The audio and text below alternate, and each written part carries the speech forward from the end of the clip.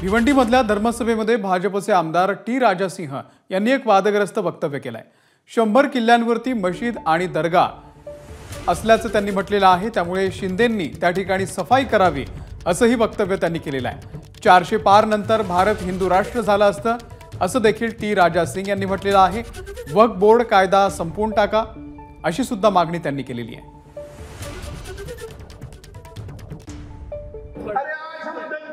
चोट पर कहते हैं हम हिंदू अगर इकट्ठा हो जाए तो हिंदू राष्ट्र बनेगा, ये हम चीख के कह रहे थे। हमारे एकनाथ जी से निवेदन करना चाहूंगा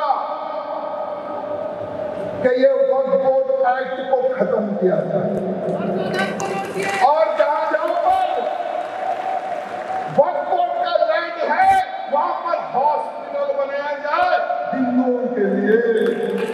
अत्यंत वादग्रस्त वक्तव्य सध्या भाजपचे आमदार टी राजा सिंह यांनी केलेलं आहे।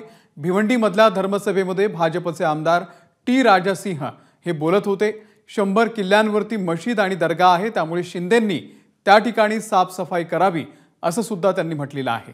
400 पार नंतर भारत हिंदू राष्ट्र झालं असतं असं देखील वादग्रस्त वक्तव्य त्यांनी केलेलं आहे। त्यासोबतच वक्फ बोर्ड कायदा जो आहे तो संपवून टाकावा आणि त्यासोबतच लव जिहाद विरोधी कायदा सुद्धा मंजूर करावा असं टी राजा सिंह यांनी म्हटलेलं आहे।